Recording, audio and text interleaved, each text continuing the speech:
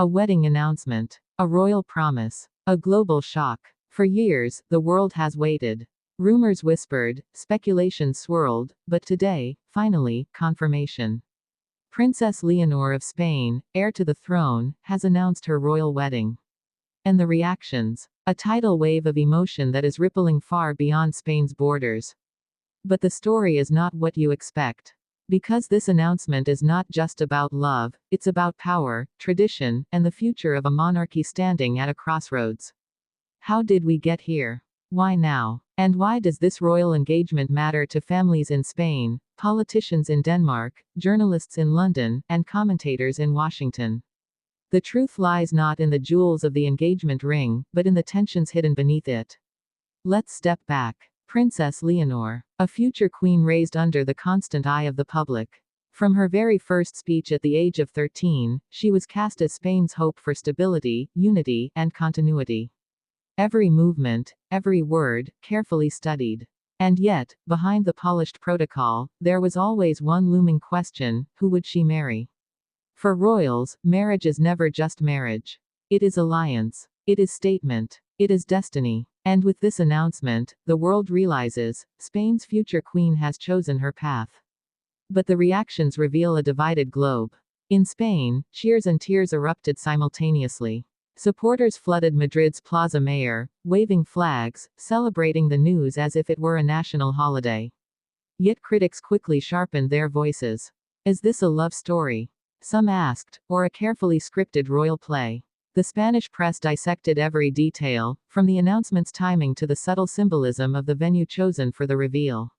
But what truly stunned observers was not the engagement itself. It was the identity of Leonor's chosen partner.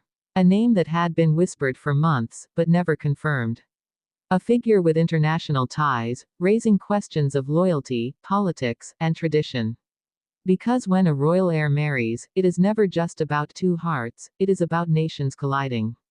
And then came the global reactions. In Denmark, where speculation about a possible Spanish-Danish alliance had dominated tabloids for months, the announcement was met with both disappointment and relief. Supporters of Prince Christian, once rumored to be a potential suitor, expressed sadness. An opportunity missed, one Danish headline read. Yet others sighed in relief, Christian's freedom secured. Across the United Kingdom, royal watchers immediately drew comparisons to Princess Diana and Catherine, Princess of Wales. Leonor is not just Spain's princess anymore, one British commentator declared. She is a European symbol of modern monarchy. Social media buzzed with side-by-side photos, drawing parallels between Leonor's poised announcement and the iconic moments of royal brides past.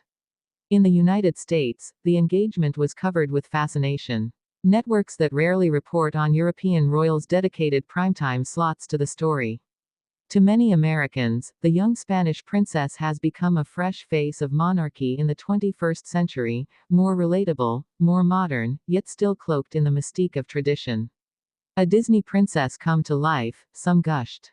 But others raised sharp criticisms. In a world facing real crises, why do we still obsess over crowns and palaces? And here lies the deeper tension. Leonor's wedding is not just about romance, it is about monarchy in a fragile era. Spain, after all, has seen its crown tested by scandal, politics, and generational divides. For older Spaniards, this marriage feels like reassurance: the crown will endure. For younger citizens, it raises harder questions: do they still want a monarchy at all? Even within the royal household, insiders whisper of division. King Felipe, dignified and measured, is said to be supportive but cautious. Queen Letizia, fiercely protective of her daughter, reportedly played a key role in shaping the timing of the announcement. And behind closed palace doors, tensions rumble. Some relatives see this wedding as the cementing of Leonor's future reign. Others fear it could reopen old wounds, reminding Spain of dynastic conflicts that once tore the country apart.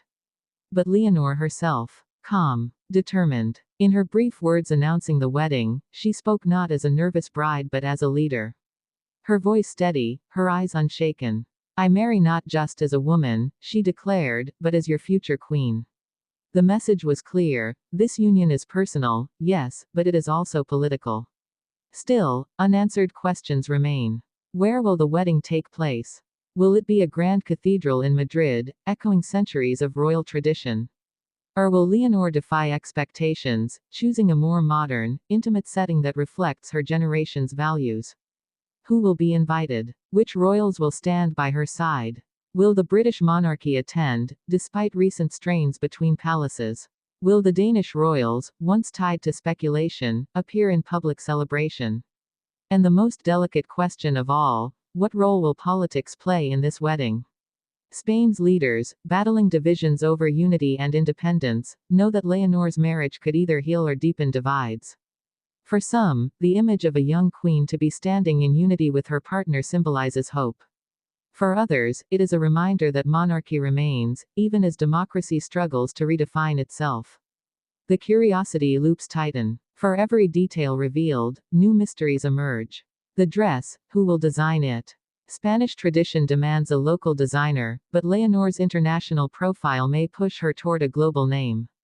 The guest list, will it include celebrities, bridging monarchy with pop culture?